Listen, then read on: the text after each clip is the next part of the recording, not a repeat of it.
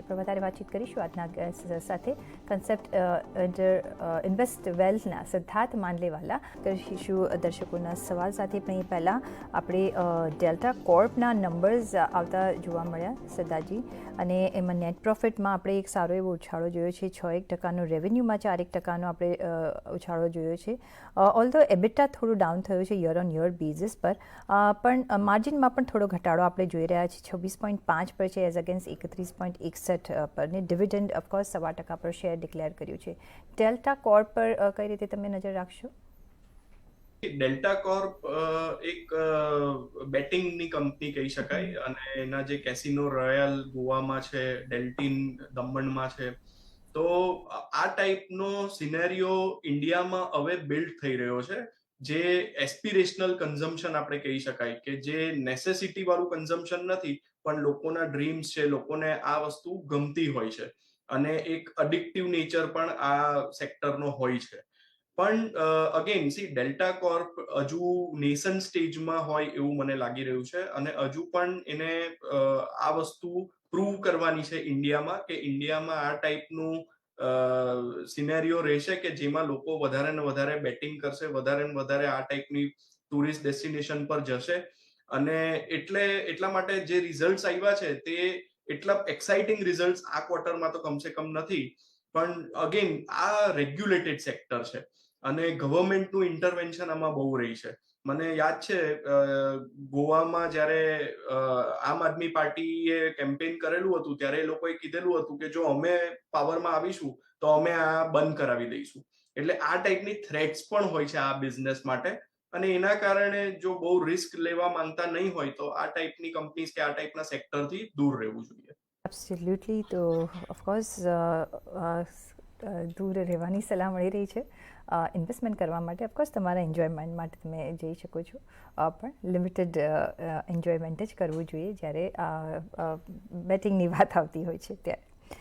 પણ સાથે જ નેક્સ્ટ સવાલ પર જઈએ, અને છે આજે ડિવિઝ લેબ. જો દેવાંગ આપણે નજર કરીએ તો આજે અહીંયા 6.25% ઉપરની આપણે તેજી જોઈ રહ્યા છે 3001 સ્ટમ માટે. પણ સિદ્ધાર્થજી, આપણે થોડા દિવસ પહેલાં જ આ જ અઠવાડિયે આપણે ગેસ પ્રાઇસિંગ પોલિસી આવતા જોઈ, અને એ જોતાં તમને શું લાગે છે કે હવે આ સ્પેસમાં તમે કઈ રીતનું રોકાણ કરશો, કેટલું એક્સપોઝર રાખશો, અને કયા કાઉન્ટર્સ તમને ગમશે લોંગ રન માટે?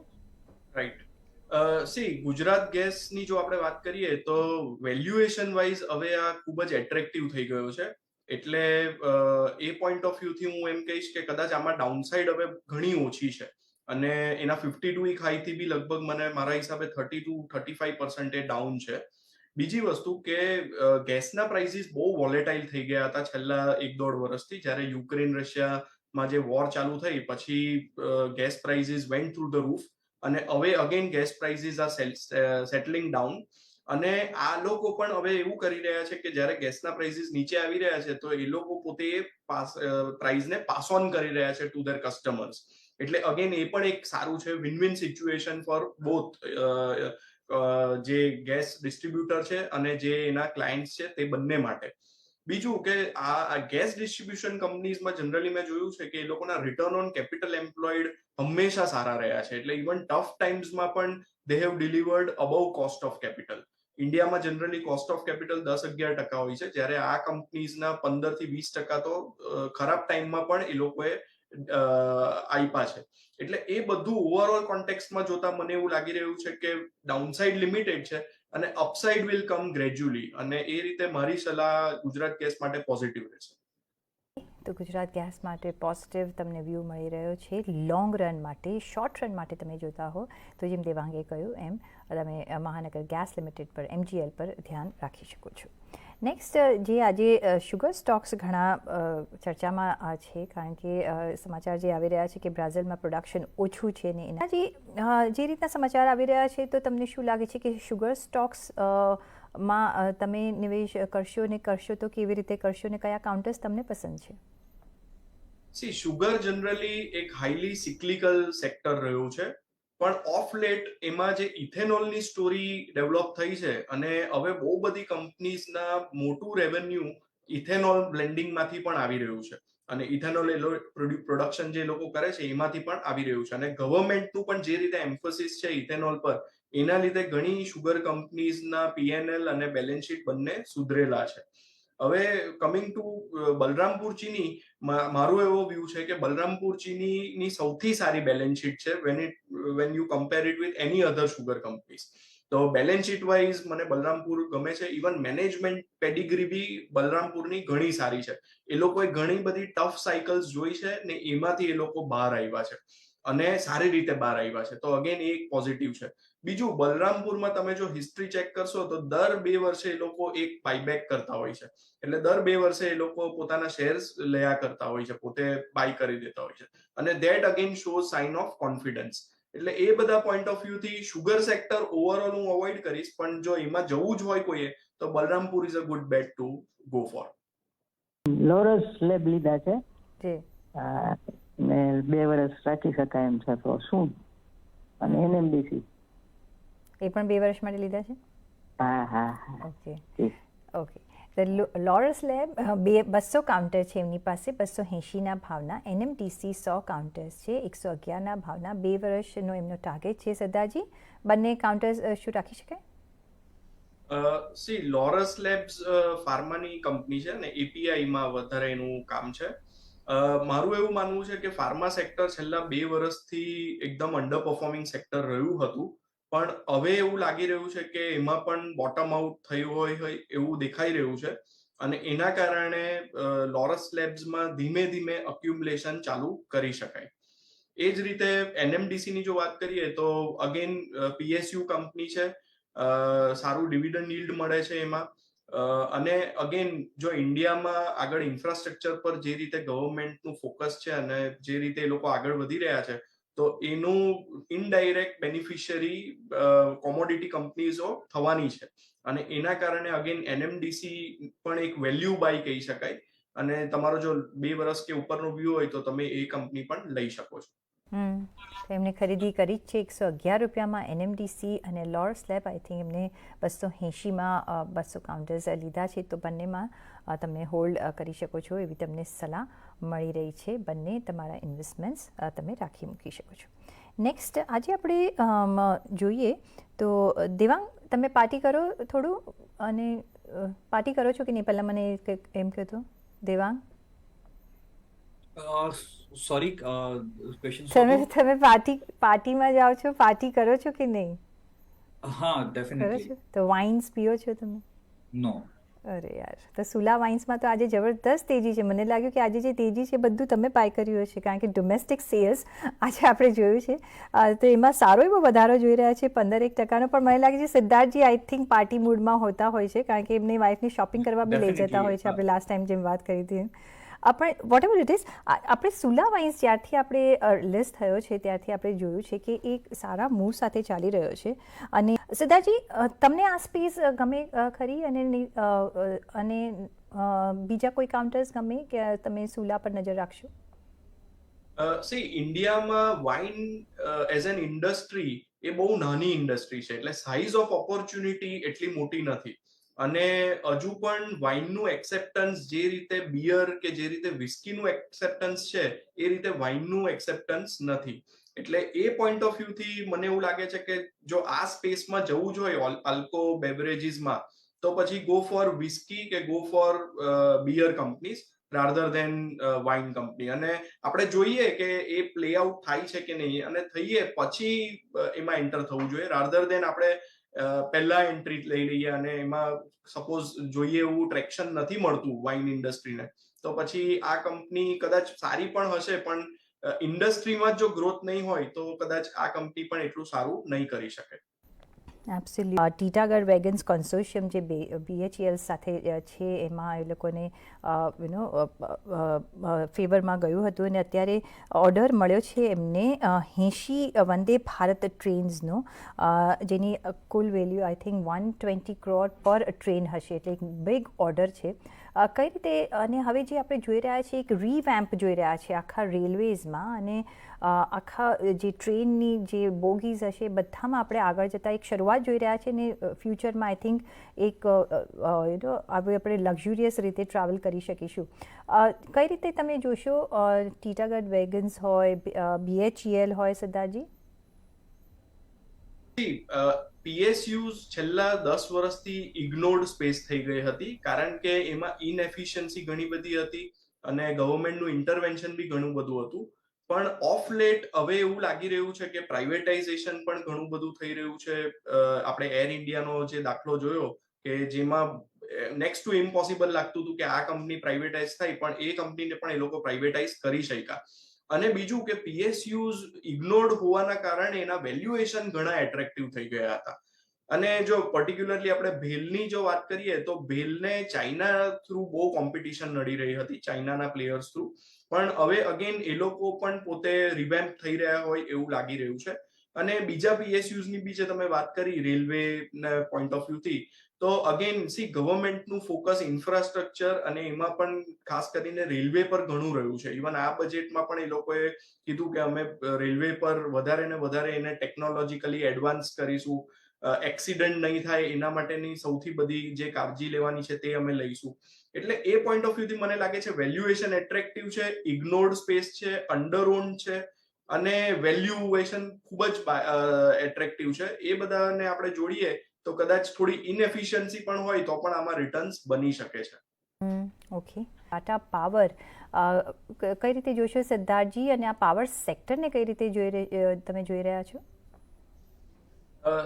ગવર્મેન્ટે છેલ્લા 2 વર્ષમાં ઘણા બધા પાવર સેક્ટરમાં રિફોર્મ્સ કરેલા છે અને એના ફ્રૂટ્સ હવે દેખાવાના ચાલુ થાય એવું લાગી રહ્યું છે.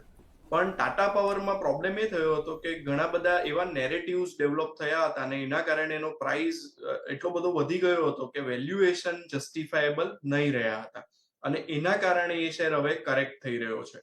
પણ હંમેશા આપણને ખબર છે કે Tata as a group ethical group છે અને શેર હોલ્ડરને લોંગ ટર્મમાં રિટર્ન બનાવીને આપેલું છે.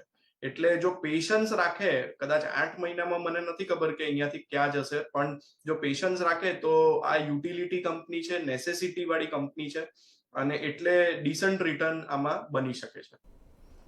ઓકે, સિદ્ધાર્થજી, ડિલિવરી હોય કે આ સ્પેસમાં તમે કોઈ ઇન્વેસ્ટમેન્ટ કરશો? ડિલિવરીની જો આપણે વાત કરીએ તો આ એક ન્યૂ એજ બિઝનેસ કહી શકાય અને એ લોકો લાસ્ટ માઇલ કનેક્ટિવિટી પર ફોકસ કરી રહ્યા એવી કંપની છે અને it is a leader in logistic space. અને લોજિસ્ટિક સ્પેસ ઓવરઓલ ખૂબ જ ફ્રેગમેન્ટેડ સ્પેસ છે અને એમાં જે નંબર 1 લીડર છે એનું માર્કેટ છે લગભગ 1% ની આસપાસ છે. એટલે આપણે સમજી શકીએ છીએ કે કેટલા બધા ન્યુમરસ પ્લેયર્સ આ ફિલ્ડમાં છે અને તો પણ જે લીડર છે એનું ખાલી માર્કેટ શેર 1% ની આસપાસ રહ્યું છે. બીજું કે ડિલિવરીમાં પ્રોબ્લેમ એ પણ થયા હતા કે જ્યારે એ લિસ્ટ થયો હતો ત્યારે એ બહુ ખૂબ જ હાઈ વેલ્યુએશન એને માંગેલા હતા અને હજુ પણ આ કંપનીમાં કેશ ફ્લો જનરેશન નથી થઈ રહ્યું. એટલે એ પોઈન્ટ ઓફ વ્યૂથી જ્યારે વર્લ્ડમાં ઇન્ટરેસ્ટ રેટ 0 થી 5% થઈ જતા હોય અને લિક્વિડિટી ડ્રાય અપ થઈ જતી હોય તો જે બધી કંપનીઝ પોતે કેશ બર્ન કરીને ગ્રોથ કરતી હતી એ બધાને તકલીફ થાય અને delivery is one of them કે જે લોકોનું ફોકસ ગ્રોથ વધારે હતું રાધર ધેન પ્રોફિટેબિલિટી. પણ હવે ઓફ લેટ બધી જ ન્યૂ એજ બિઝનેસીસનું ફોકસ પ્રોફિટેબિલિટી પર વધી રહ્યું છે અને આ કંપનીના શેર્સ પણ સારા એવા કરેક્ટ થયા છે. પણ હજુ પણ અહીંયાથી નીચે જવાની સંભાવનાઓ છે કારણ કે હજુ પણ વેલ્યુએશન એકદમ ચીપ નથી થયા. એટલે એ બધુંને આપણે કોગ્નિઝન્સમાં લઈએ તો મને એવું લાગે છે ડિલિવરીનું બિઝનેસ મોડલ સારું છે, પણ આ કંપનીમાં વેઇટ કરવું જોઈએ અને જો તમને 300 ની નીચે આ કંપની જાય તો થોડા અક્યુમ્યુલેટ કરવાનું શરૂઆત કરી શકાય છે. સર, સવાલ પૂછો આપનો. હેલો. હા જી, સવાલ પૂછો આપનો. મારી પાસે IOCL ના શેર છે 73 ના ભાવના. જી. તો આ નેક્સ્ટ હોલ્ડ કરી શકાય અને ખરીદી શકાય નેક્સ્ટ બીજા કેટલા વખત માટે તમે હોલ્ડ કરશો અને નવી ખરીદી કેટલા વખત માટે કરશો? લોંગ ટાઈમ માટે. લોંગ ટર્મ માટે.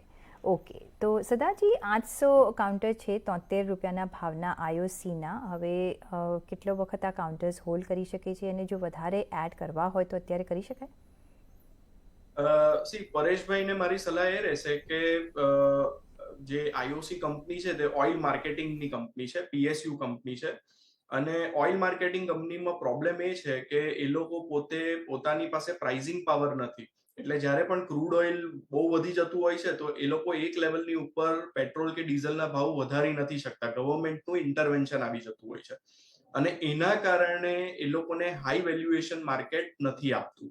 બીજી વસ્તુ કે તમને ખબર હશે કે બીપીસીએલ ગવર્મેન્ટ ઘણા સમયથી વેચવાની ટ્રાય કરી રહી છે અને આટલું મોટું એનું નેટવર્ક હોય, આખા પેન ઇન્ડિયામાં એની પ્રેઝન્સ હોય, છતાં પણ આટલી સારી કંપની જો વેચાતી નહીં હોય તો એનો મતલબ એ જ છે કે ગવર્મેન્ટનું ઇન્ટરવેન્શન વધારે છે અને કોઈ પણ પ્રાઇવેટ પ્લેયરને એ ડર છે કે પાછા જો ક્રૂડ ઓઇલના ભાવ વધે તો અમે પ્રાઇઝિંગ પાસ ઓન કસ્ટમર્સને નહીં કરી શકશું.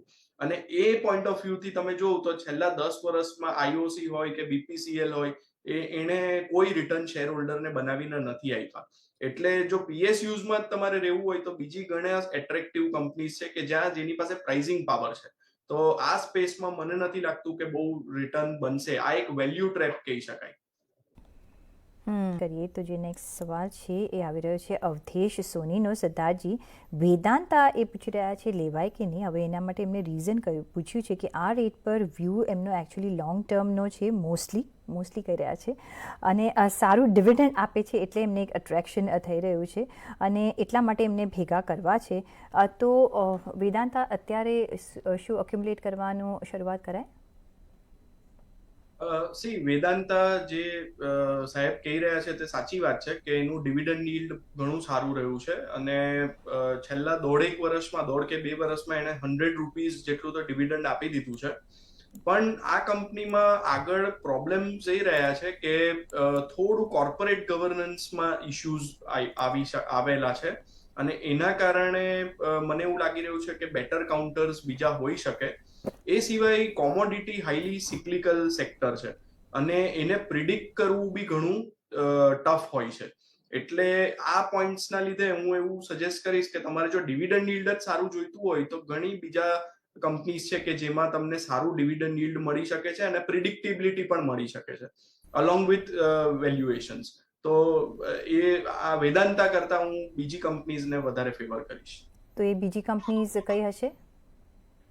બજાજ ઓટો તમે લઈ શકો છો, હીરો મોટોકોપ તમે લઈ શકો છો. આ બધાના પણ ડિવિડન્ડ yield તમને સારા મળશે. આઈટીસી માં ડિવિડન્ડ yield સારું મળે છે.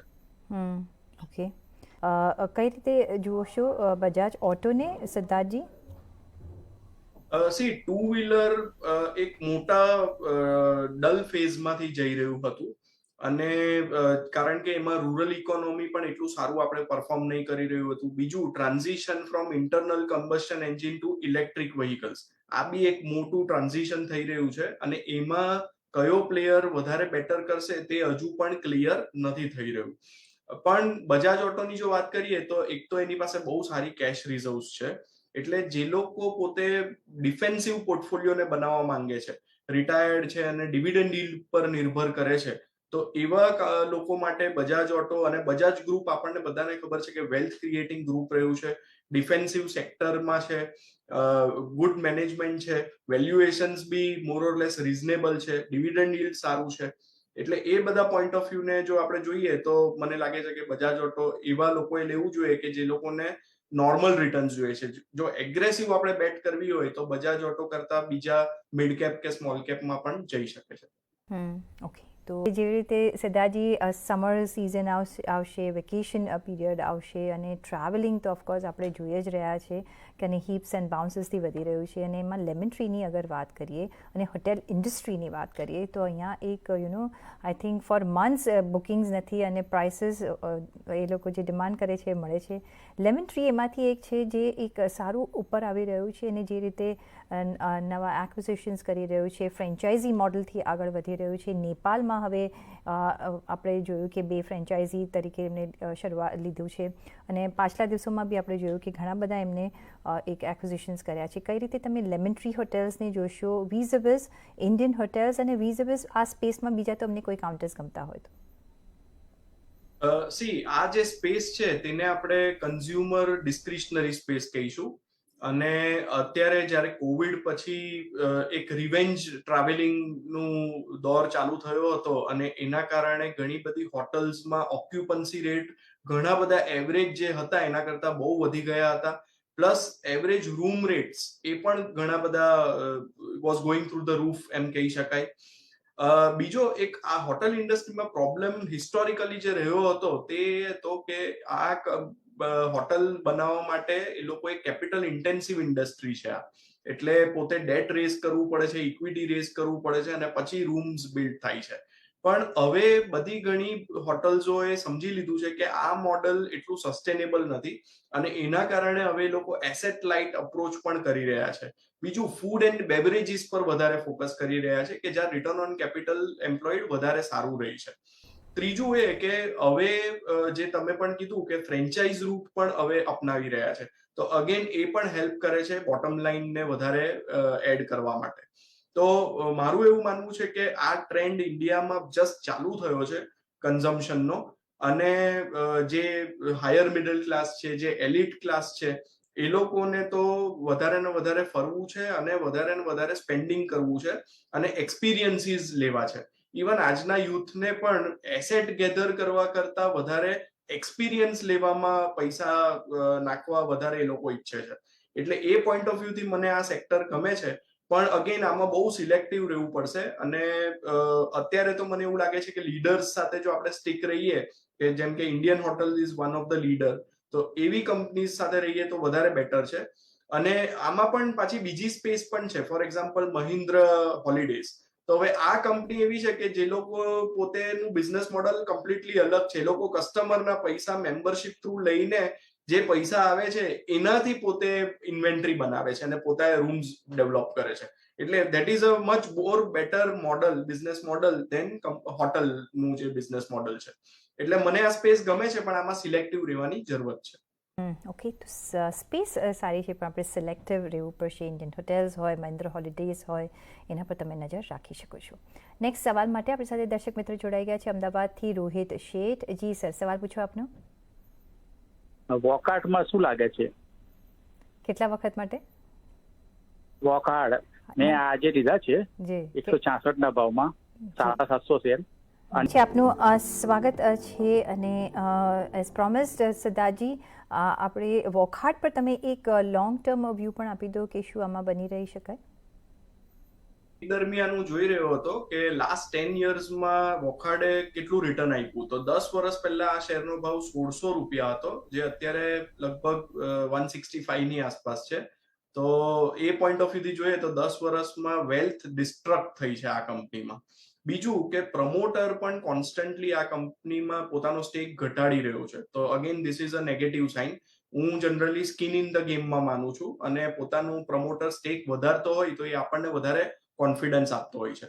ત્રીજું એ કે return on capital employed completely inconsistent રહ્યું છે, અને અત્યારે તો એનો રિટર્ન ઓન કેપિટલ એમ્પ્લોયડ લગભગ 2% ની આસપાસ છે. એટલે એ પથેટિક કહેવાય મારા હિસાબે. ત્રીજું વસ્તુ એ કે એ લોકો લોસ મેકિંગ કંપની છે. આ ઘણા ક્વાર્ટર્સથી આ કંપની લોસ કરી રહી છે. એટલે આ બધાને જો આપણે એડ કરીએ તો હું મારા કલીગ સાથે સહેમત છું કે આના કરતા ઘણા બધા બેટર ઓપોર્ચ્યુનિટીઝ મળી શકે છે. એટલે સાહેબને એ જ સલાહ રહેશે કે આ કંપનીમાંથી શિફ્ટ થઈને તમે કોઈ બીજી કંપનીમાં, ફાર્મામાં જવું હોય તો જે ડોક્ટર રેડ્ડી રિકમેન્ડ કર્યું એ ટાઈપની કંપનીઝ ઇન્વેસ્ટ કરી શકે છે. તો તમને શોર્ટ ટર્મ અને લોંગ ટર્મ બંનેમાંથી એક નેગેટિવ ટ્રેન્ડ જ દેખાઈ રહ્યો છે અહીંયા એટલે તમે કદાચ સ્વિચ કરી શકો છો, કારણ કે તમે રિસન્ટલી હમણાં લીધા છે. એટલે જો તમારે નીકળવું હોય તો નીકળી શકો છો. એના બદલે તમે ડૉક્ટર રેડ્ડીઝમાં નજર રાખી શકો છો. ડૉક્ટર રેડ્ડીઝ આજે જોઈએ તો આજે એક ઓલ ટાઈમ 52 વીક્સ હાઈ પણ બનાવી રહ્યો છે. પ્રોબ્લેમ્સ હતા એ હવે રિઝોલ્વ થતા જોઈ રહ્યા છે. જે ચિપ સિચ્યુએશન હતી એ રિઝોલ્વ થતા સિચ્યુએશન એ સુધરતી દેખાઈ રહી છે. કઈ રીતે તમે ઓટો સેગમેન્ટને જોશો અને કઈ રીતનું પોર્ટફોલિયોમાં કેટલું એક્સપોઝર આપશો?